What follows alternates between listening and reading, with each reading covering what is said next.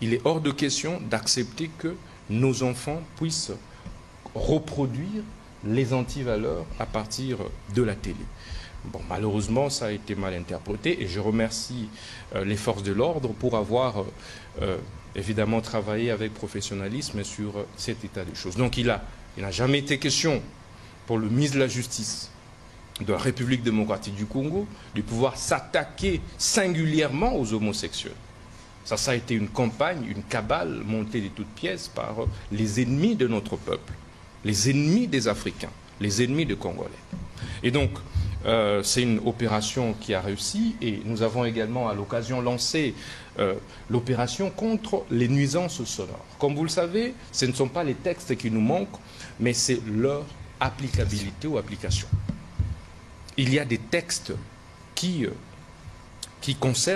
réglementent la problématique des nuisances sonores. On vous dit non. Il est anormal que nos enfants puissent étudier avec des bars à côté qui mettent la musique comme bon leur semble, avec des églises qui mettent la musique comme bon leur semble. On ne dit pas question. Nous avons recouru et donc au texte qui répond à la question, qui protège les droits voisins, et nous avons donné des injonctions claires, aussi bien au procureur général près la Cour de cassation qu'aux autres services pour que ces lois soient d'application stricte. Ce qui a été fait, et c'est un processus en cours qui va s'étendre sur l'ensemble du pays. Et nous recevons les satisfecit, les applaudissements de la population, parce qu'il fallait du courage. Et donc, sur ce point-là, nous avons, comme vous le savez, réussi à tenter de moraliser en 3-4 semaines de notre gestion la société. Et nous avons travaillé pour faire revenir la peur du gendarme. Parce que nous nous sommes aperçus que la problématique, le vrai problème du Congo, c'est les désordres et l'indiscipline.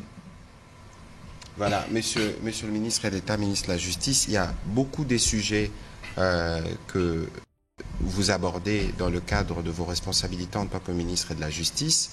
Nous n'aurons sûrement pas le temps de tout épuiser, mais comme des traditions au cours de cet exercice des redevabilités, qu'est-ce que vous pouvez nous dire en liminaire de votre vision, évidemment, ou de comment vous comptez mettre en œuvre la vision du président de la République dans le cadre de votre secteur?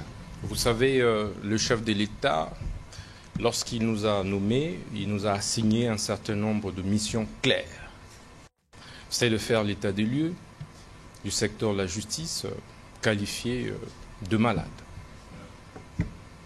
Et ensuite, proposer une grille d'actions qui pourront évidemment répondre aux attentes non seulement du chef de l'État, mais aussi et surtout de notre population. Ça veut dire que nous avons été à la recherche de la thérapie, du produit, médicament qui pourront éventuellement aider à guérir cette justice qualifiée de malade. Et pour ça, nous avons identifié un certain nombre de priorités. Ça veut dire qu'il faudrait réformer. Le chef nous a donc assigné la mission d'être le ministre de la Justice réformateur. Réforme sur un certain nombre de questions, notamment les climats des affaires. Il faut impérativement redonner confiance aux Congolaises et aux Congolais, redonner confiance aux opérateurs économiques, redonner confiance aux étrangers qui choisissent la RDC comme seconde patrie. Et pour ça, il faut rapidement travailler sur la sécurité juridique et judiciaire. Cela nécessite des réformes. Et c'est pourquoi nous nous sommes attelés très rapidement à travailler sur un certain nombre d'initiatives, de projets, des textes qui tendent évidemment à protéger les entreprises, services, établissements publics des saisies intempestives et barbares de leurs comptes, mais aussi nous avons travaillé sur un texte qui institue ce qu'on appelle en droit comparé la caution judiciaire, mais dans notre droit, c'est la consignation des frais. Le chef nous avait dicté de travailler sur ces deux textes en urgence, lesquels ont été adoptés au dernier Conseil des ministres. Nous nous sommes également attelés à travailler avec les huissiers de justice pour mettre en place une commission mixte qui devait désormais toiletter le processus d'exécution des décisions de justice. Parce qu'il s'est avéré que, malheureusement, la plupart des doléances, des jérémiades, des justiciables relevaient plutôt des exécutions, des mauvaises exécutions des décisions de justice. Tantôt, puisqu'il s'agissait, ou il s'agit des jugements iniques, généralement assortis des clauses exécutoires sur minute, et donc c'est des clauses dolosives qui mettent en mal les entreprises publiques ainsi que les entreprises privées. Et donc il fallait arrêter ça, en complicité avec malheureusement certains juges véreux. Je ne dis pas que tous les juges sont véreux, certains magistrats véreux, certains avocats véreux, certains huissiers véreux. Et bref, il fallait arrêter tout de suite les mots. Nous avons également travaillé sur l'assainissement du secteur de culte et association. Comme vous le savez, il y a eu une anarchie inédite dans les secteurs des cultes et associations. Quiconque s'est réveillé et se faisait appeler apôtre, voire pape. Donc même moi, je pouvais m'octroyer le titre de pape Constant Moutaba. Et donc, il fallait vite arrêter cela, où vous avez une floraison d'églisettes, ou mieux églises, sur chaque coin de rue. Et nous avons mis en place une commission, après plusieurs séances de travail avec tous les chefs religieux, nos prélats catholiques, les protestants. J'ai rencontré tous les responsables, le président des LCC et bien d'autres. Réveil, Kimbanguiste et autres. Nous nous sommes accordés qu'il fallait assainir. Et nous avons mis en place une commission qui a travaillé sur les mesures drastiques d'assainissement.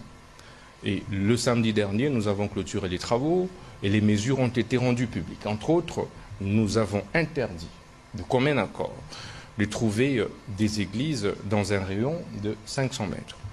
Donc il faudrait créer une distanciation pour permettre aux enfants, à nos enfants, pour permettre à nos populations de pouvoir respirer pour ceux, par exemple, qui sont athées ou qui ne croient pas en ces églises-là. Nous avons également travaillé sur l'F92, le fameux folio 92, en fait, qui était une pratique barbare et illégale qui faisait échapper à la République démocratique du Congo des millions et des millions de dollars. Alors, qu'est-ce que nous avons fait sur cette question? De manière courageuse, nous avons supprimé cette affaire des F92 pour faire revenir tout le monde sur la légalité. Seule la personnalité juridique est reconnue dans notre droit. C'est la loi de 2001 sur les associations et établissements d'utilité publique. Mais alors, sur cette question, nous avions d'abord accordé 1 mois. Ensuite, nous venons de prolonger ce délai des 90 jours. Mais ceci nous a permis, en 3 semaines, de décupler les recettes du ministère de la Justice seulement dans ces secteurs des cultes et associations. La semaine prochaine, au mieux d'ici la fin de cette semaine, nous allons devoir, après conciliation de comptes avec la DGRAD, publier les chiffres que la République a captés à partir de cette réforme courageuse. Et ceci étant, nous avons décidé de signer des personnalités juridiques conformément à la loi. Et c'est ce que nous faisons maintenant. Et nous avons également instauré le système de permis d'exercice de culte. Tu ne peux plus te réveiller un bon matin, tu n'as pas fait la théologie, tu n'as aucun prérequis et te faire appeler pasteur. Il y a eu beaucoup d'abus. J'ai reçu un appel divin. J'ai reçu un appel divin, comme vous l'avez dit. Voilà, j'ai reçu de la prophétie de Dieu, etc. Il y a eu beaucoup d'abus, beaucoup de couples se sont disloqués, beaucoup de foyers se sont altérés. Bref, il y a eu beaucoup de divisions sociales dues, entre autres, au phénomène église, où vous avez constaté vous-même des pasteurs s'insulter sur les réseaux sociaux. Des pasteurs, il y en a même un qui m'a pratiquement apostrophé et tout. Et donc ça doit cesser.